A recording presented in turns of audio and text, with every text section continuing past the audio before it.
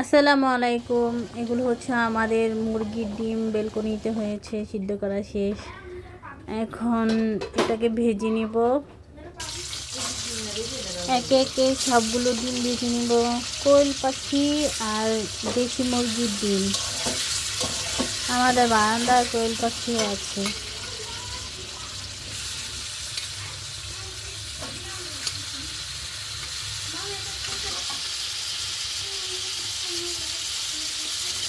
এই তো ভাজা শেষ।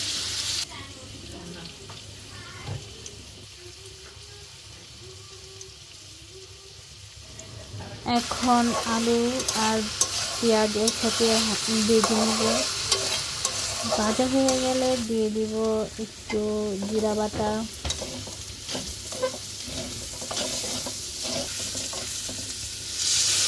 দিয়ে দিচ্ছি হালকা একটু পানি, তাকে ভালোভাবে কষিয়ে নিব।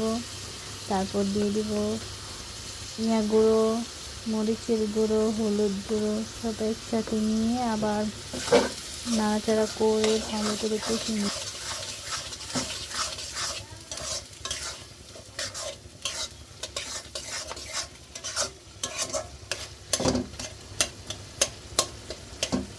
কেমন হয়েছে সবাই জানাবেন,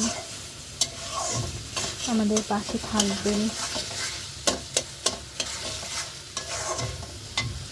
এ পর্যায়ে আবার পানি দিয়ে দিব, ঝোল।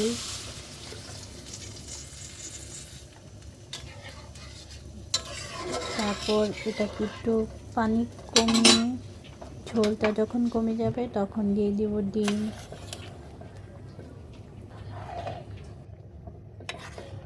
আসলে আমাদের বাচ্চারা এত কথা বলে, তাই ঠিক মতো কোনো কাজই করা যায় না, ভিডিও করা যায় না, কেউ কিছু মনে করবেন না।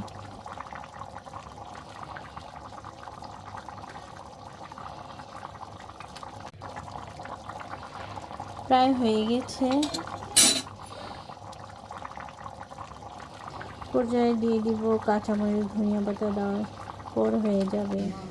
এই যে আমাদের তরকারির ফাইনাল লুক। আমাদের ব্যালকনির মুরগির ডিম, বা এখনও মুরগিগুলো নেই আর।